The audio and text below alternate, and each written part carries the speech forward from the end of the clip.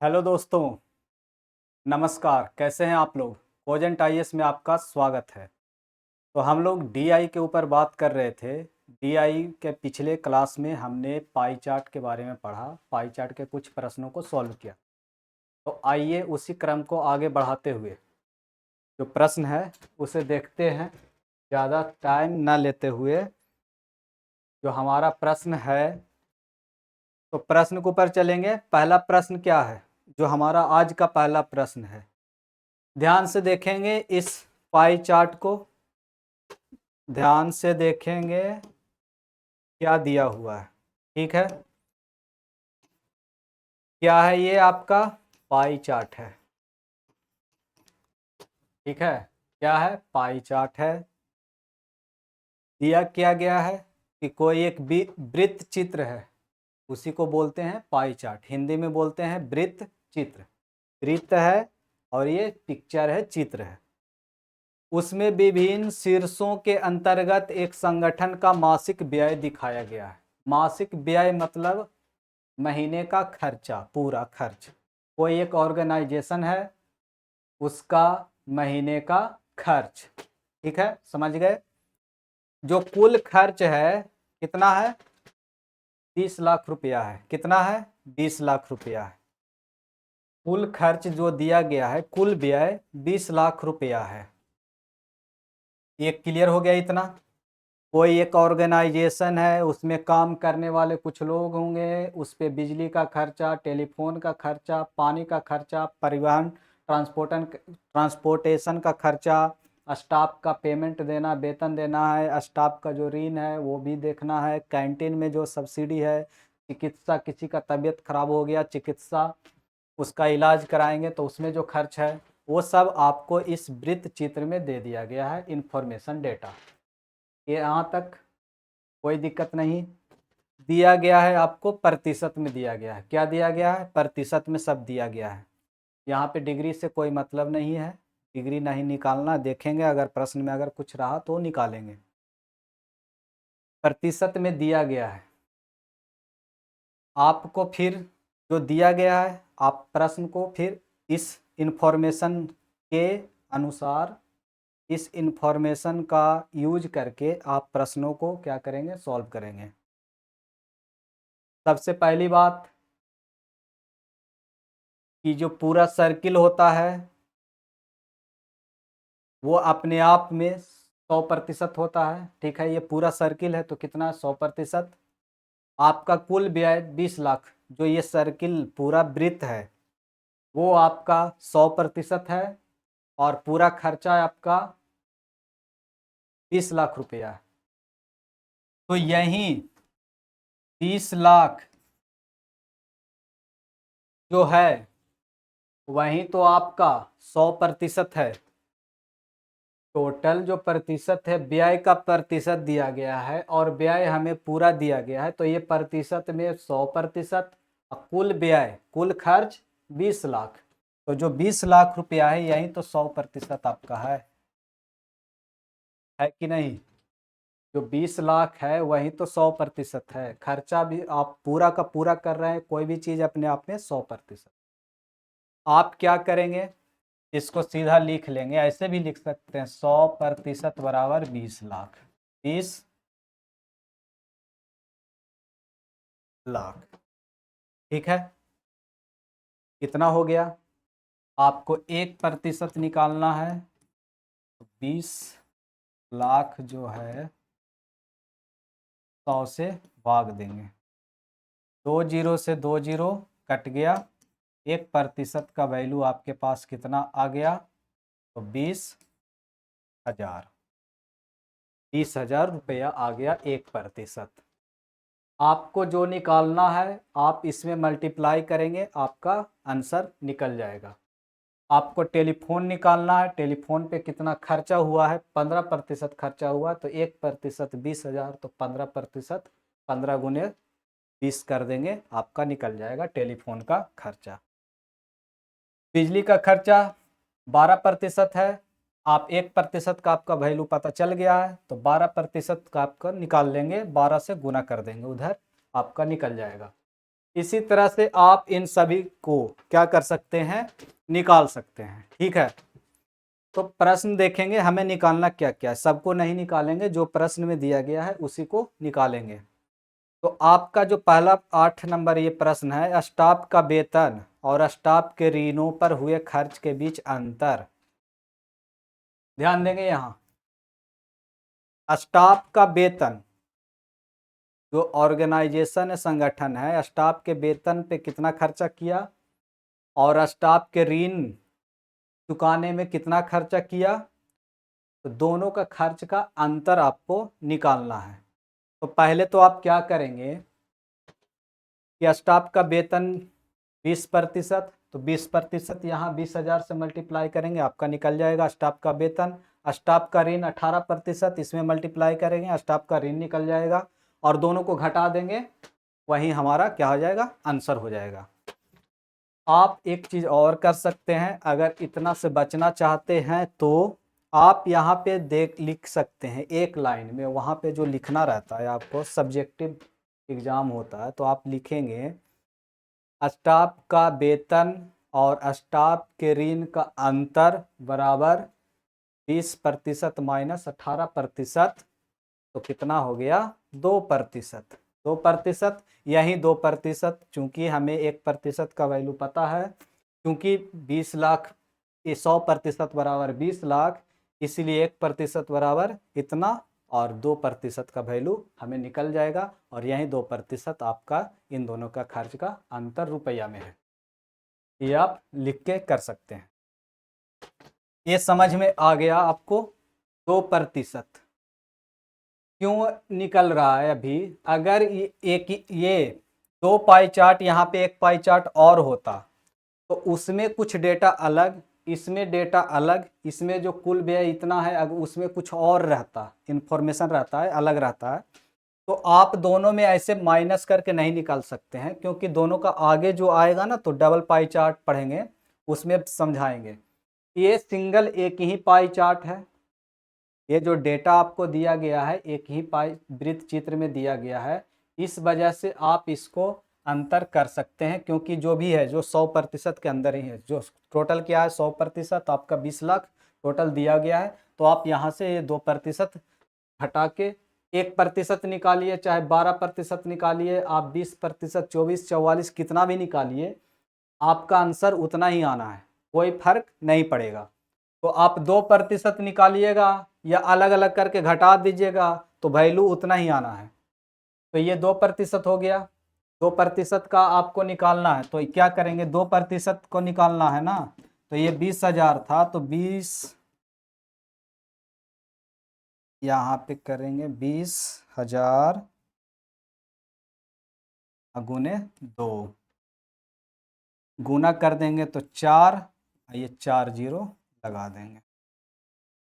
ठीक है, इतना आपका रुपया आ गया, कितना, 40,000।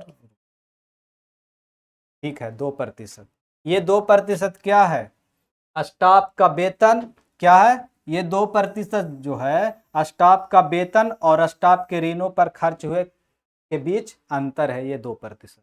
ये क्लियर हो गया, समझ में आया, आ गया होगा। अब आइए अगले प्रश्न पे चलते हैं। बिजली और पानी दोनों में मिलाकर कुल कितना व्यय था, बिजली और पानी दोनों का खर्चा कितना है टोटल, बिजली और पानी का, तो बिजली 12, पानी 11 हो गया, होता है 23, तो 23% का जो खर्चा होगा वही बिजली और पानी में मिलाकर कुल कितना व्यय था, वही आंसर होगा आपका।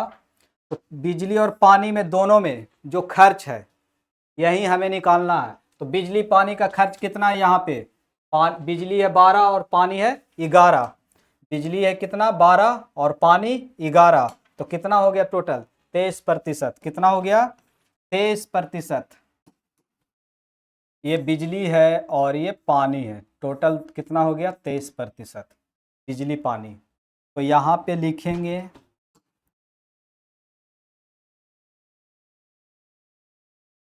दिख रहा है, थोड़ा पेन ले लेते हैं, इसी से लिख, ध्यान देंगे बिजली और पानी का कुल खर्च कितना था टोटल? 12% प्लस 11%, 23% हो गया। इसी 23% का वैल्यू निकालना है। तो चूंकि आप जानते हैं कि 1% निकालते, यहाँ से ऐसे लिख सकते हैं, क्योंकि आप जानते हैं कि टोटल व्यय 100% प्रतिशत में कितना, 100 रुपया में कितना, 20 लाख। ध्यान देंगे 100, चूंकि आप 100% ही क्या है, 20 लाख है। ठीक है, 1%,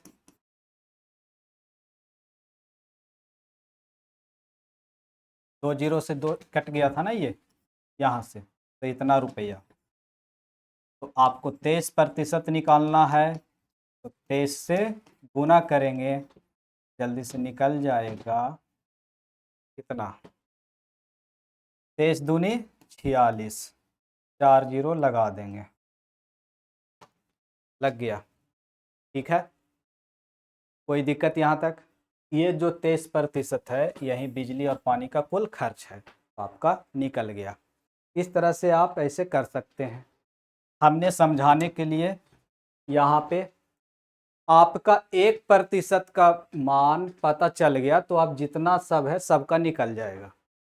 परिवहन सब्सिडी और कैंटीन सब्सिडी में मिलाकर कुल कितनी राशि का व्यय हुआ, आपको जोड़ना। परिवहन सब्सिडी में 10% है, कैंटीन सब्सिडी में 8% है, तो 10 और 8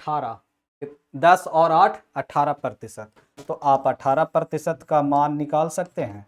1% का 20,000, तो 18% का कैसे निकालेंगे, 20,000 गुने 18, 18 दूनी 36, और ये 4 जीरो लगा देंगे, ये निकल गया आपका 18%। तो 18% क्या था, 18% परिवहन और कैंटीन सब्सिडी में जितना खर्च हुआ दोनों को मिलाकर वही 18%, और रुपया में 3,60,000 रुपया। ठीक है, ये क्लियर हो गया। इजी प्रश्न है, चिकित्सा व्यय वेतन पर किए गए व्यय का कितना प्रतिशत है? देखिए ध्यान से देखेंगे, प्रतिशत में बदलना है हमें यहाँ पे। चिकित्सा व्यय, चिकित्सा पे, इलाज पे कितना खर्चा हुआ है, वो व्यय वेतन पर किया गया खर्चा का कितना प्रतिशत है। कौन कितना प्रतिशत है, तो चिकित्सा वेतन पर किया गया व्यय का कितना प्रतिशत है। ये वाला व्यय वेतन पर किया गया व्यय का कितना प्रतिशत है, ये वाला कितना प्रतिशत है इस पे खर्च किया गया का। समझ में आया? इसको बदलना है प्रतिशत में, तो आपके पास दो ऑप्शन है बदलने का। आप तो चिकित्सा में व्यय निकालेंगे, कितना आएगा रुपया में, चिकित्सा व्यय आपका दिया हुआ है यहाँ पे 6%। ठीक है, तो 6% का जितना वैल्यू आएगा आप यहाँ से निकाल सकते हैं। और वेतन पर खर्चा, स्टाफ का वेतन 20% है, उसका जो खर्चा होगा आप रुपया में निकालिएगा, फिर आप क्या करेंगे, उसको प्रतिशत में बदलेंगे।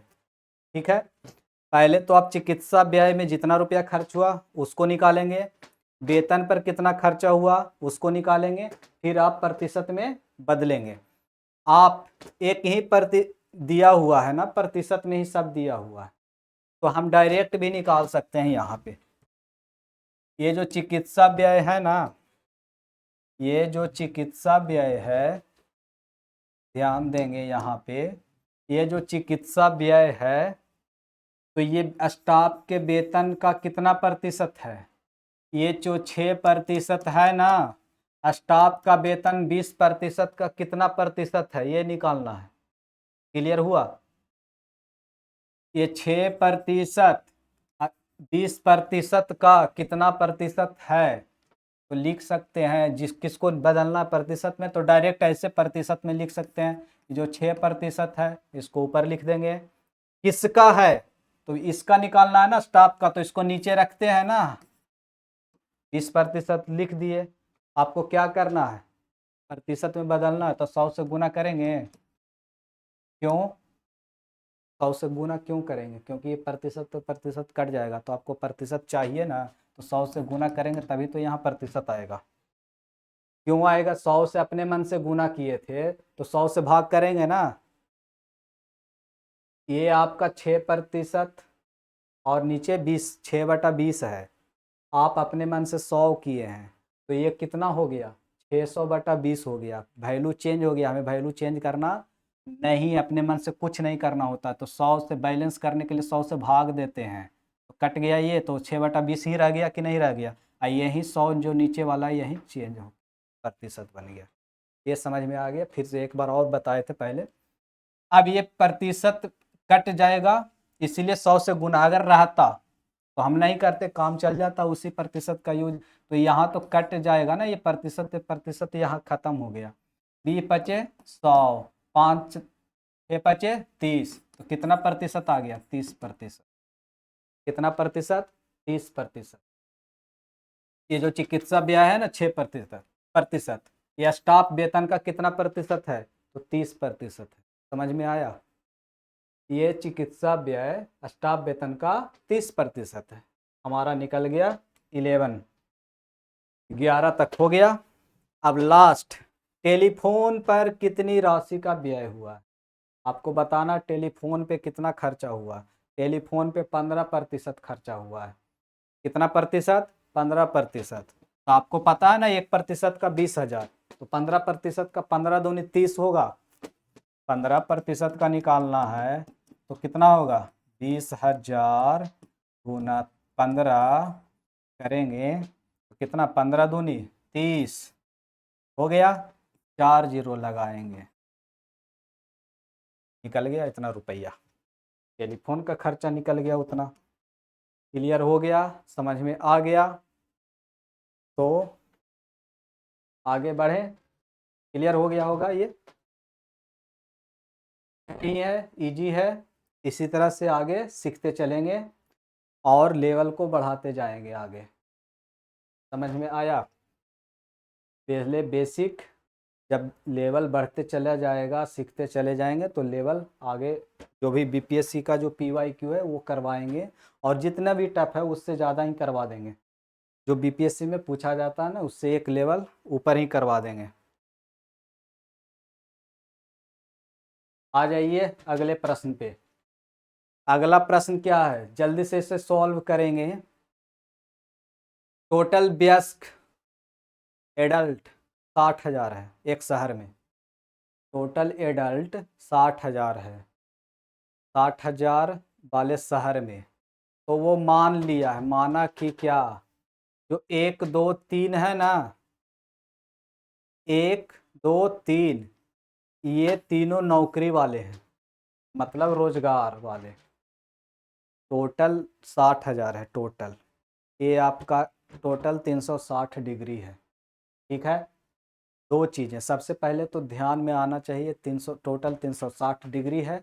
अगर टोटल कहीं दिया हो तो 360 डिग्री बराबर 60,000। ये तीनों बेरोजगार वाले हैं, मतलब नौकरी वाले हैं। ये जो 4 है, ये 4 स्वयं सेवावृत्ति है। ठीक है, स्वयं सेवावृत्ति है। और 5 जो है बेरोजगार है, उसके पास कोई जॉब नहीं। ठीक है, तो हम 5 को निकाल सकते हैं। 5 में कितना डिग्री है ये हमें नहीं पता, 5 का डेटा नहीं दिया गया है। तो 5 निकालना है कि नहीं निकालना है, तो प्रश्न देखेंगे। ये तो पता चल गया सब डिग्री में है, और टोटल 360 डिग्री होता है। 60,000 एडल्ट हैं एक शहर में, और सब अलग अलग। 3 जो है उसमें से 5 हैं, 5 दिया गया है, 5 कैटेगरी दिया गया है। तो 3 कैटेगरी रोजगार वाले हैं, नौकरी वाले हैं, एक स्वयं सेवावृत्ति है, और 5 एक जो 5वां लास्ट है वो बेरोजगार है। ये डेटा दिया गया। तो हमें 5 निकालने नहीं लग जाना है, 5 नहीं दिया हुआ। तो अगर प्रश्न में निकालना है तभी निकालेंगे, नहीं निकालना है प्रश्न पहले उसके बाद देखेंगे। जब ये समझ लेंगे उसके बाद प्रश्नों को देखेंगे जो नीचे दिया हुआ है। ये ध्यान रखना टाइम बचाने के लिए, नहीं तो आप 5 निकालने बैठ गए, 5 निकाल भी लिए, ये जो नहीं दिया गया है इसको निकाल भी लिए और पता चला उसका कोई यूज ही नहीं है, तो आपका जो लिखने में टाइम गया ना, टाइम बचाना है हमें वहाँ पे एग्जाम में, ये बात ध्यान में रखेंगे। ठीक है, क्या ध्यान में रखना है कि जो डेटा है नहीं दिया गया है तो उसको जल्दी से, ये 4 दिया है 5 नहीं दिया है तो 360 में से तीनों जोड़ चारों जोड़ के निकाल घटा देंगे तो 5वां निकल जाएगा। तो ये अभी नहीं करना है, थोड़ा देखना है नीचे प्रश्न को देखना है। अगर ज़रूरत है, नीचे 5 प्रश्न आपको दिए रहेंगे, अगर उनमें ज़रूरत है तभी आप इसे निकालिएगा, अगर नहीं ज़रूरत है तो आप नहीं निकालिएगा, क्योंकि आपका जो टाइम ये बचेगा 30 सेकंड लगा, 40 सेकंड लगा आपको लिखने में, ये सब करने में, उससे वो टाइम तो बचेगा, वो अगले आपका जो प्रश्न है उस पर दीजिएगा। ये समझ में आया? आपको निकालना क्या है, तो कुल सेवा में लगे हुए लोगों, कुल सेवा में कितना लोग लगा हुआ है, कुल सेवा में लगे हुए लोग और स्वयं सेवावृत्ति लोगों की प्रतिशत संख्या होगी। कुल सेवा में लगे हुए लोग, कुल सेवा में लगे हुए लोग, तो बेरोजगार वाले शामिल हैं? नहीं। कुल सेवा में कितने लोग लगे हुए हैं? कुल सेवा में ये टोटल जो संख्या दिया गया है ना आपको, ये 60,000 एडल्ट हैं, इसमें से सब सेवा में नहीं न है, ये स्वयं सेवावृत्ति है। तो कुल सेवा में तो यही 3 लोग लगे हुए हैं। ठीक है, कुल सेवा में यही 3 लोग लगे हुए हैं। ठीक है, सेवा सेवा में लगे हुए लोगों की संख्या, स्वयं सेवावृत्ति, स्वयं सेवावृत्ति वाले जो 4 वाले, 4 वाले, और सेवा में लगे हुए ये संख्या, ये तो बेरोजगार हैं तो इस सेवा में नहीं ना लगे हुए हैं और इसको नहीं निकालना है। तो सेवा में लगे हुए तो कितना होगा, आपको संख्या निकालना है, सेवावृत्ति वाला ये संख्या निकालना है, तो आपको प्रतिशत निकालना है। क्या करना है इसके बाद, इसका प्रतिशत निकालना है। कौन नीचे जाएगा, कौन ऊपर लिखाएगा, तो कुल सेवा में लगे हुए लोग का प्रतिशत स्वयं सेवावृत्ति लोगों की प्रतिशत संख्या होगी। कुल सेवा में लगे हुए लोगों में स्वयं सेवावृत्ति लोगों की प्रतिशत संख्या, तो इसका निकालना है प्रतिशत। किसका निकालना है, स्वयं सेवावृत्ति का प्रतिशत निकालना है। किससे, कुल सेवा में लगे हुए लोगों से। ठीक है, समझ में आया?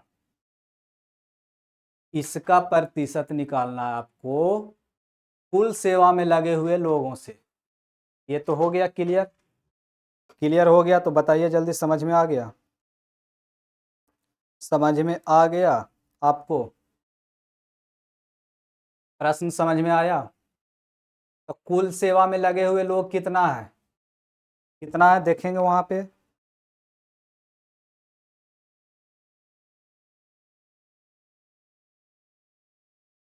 कुल सेवा में लगे हुए लोग कितना है,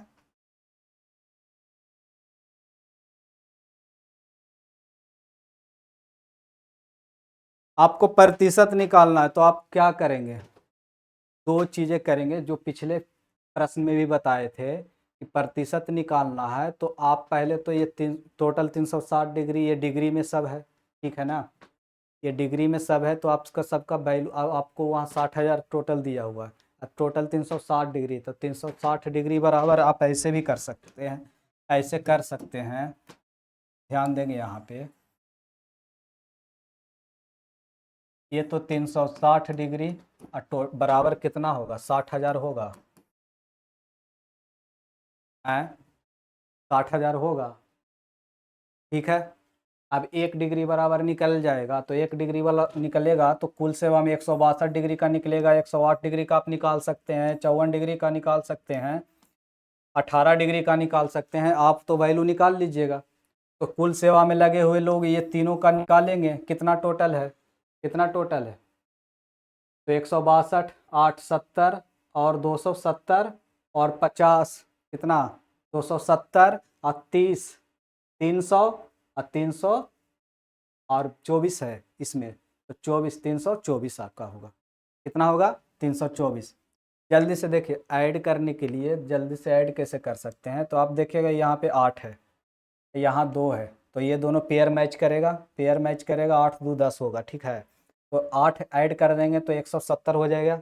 170, ये बचा 100, तो 170 और 100 270। आप यहाँ पे 54 है तो 70, 30 ऐड करेंगे तो 270 हुआ, और 30 ऐड करेंगे तो 300 हो जाएगा, बचा 24, तो 324। ये जो कुल सेवा में लगे हुए लोग हैं कितने हैं? 324 डिग्री, ठीक है। कितना है? 324 डिग्री।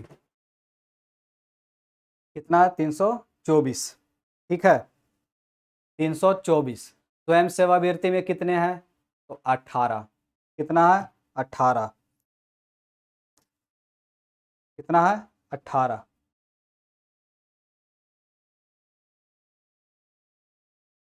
ये कितने हो जाएंगे आपका? 162, 108 और 54। कितना है आपका? 162 है, 162 है,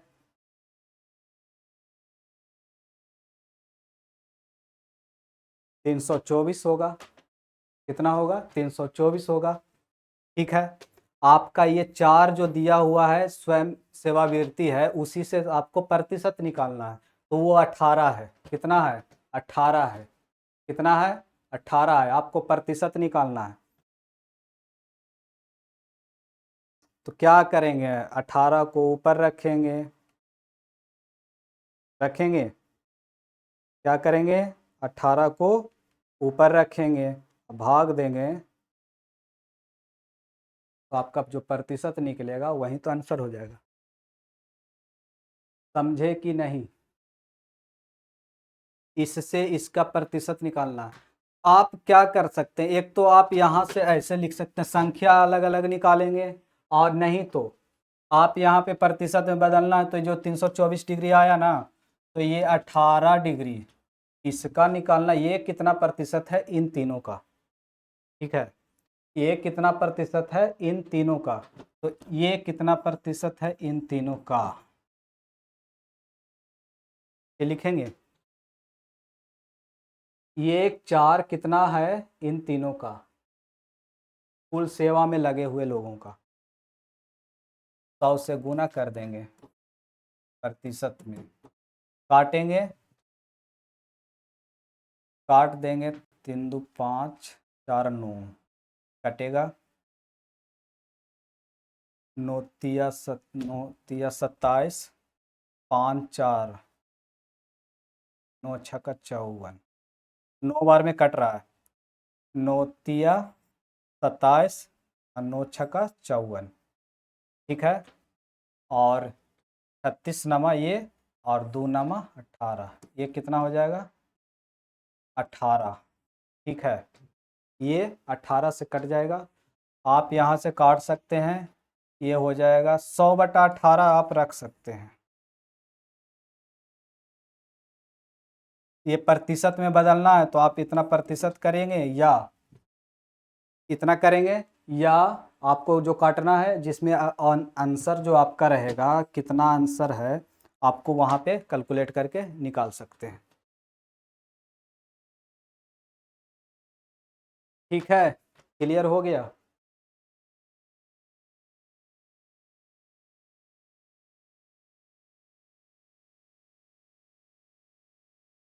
कुल सेवा में लगे हुए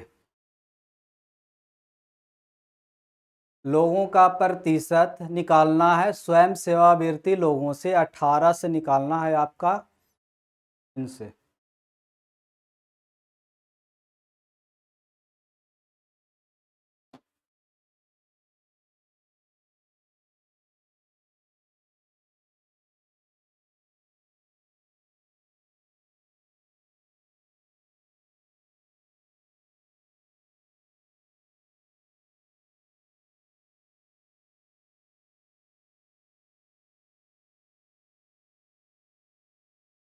ठीक है, ये हो गया, तो इसको यहीं पे रखते हैं। अगले क्लास में हम लोग आगे जो भी प्रश्न होंगे पाई चार्ट के, डबल पाई चार्ट और जो भी आगे आएगा उसे करेंगे। तो ये क्लास आपको कैसा लगा कमेंट में ज़रूर बताइएगा और वीडियो को लाइक और शेयर कर दीजिएगा। धन्यवाद।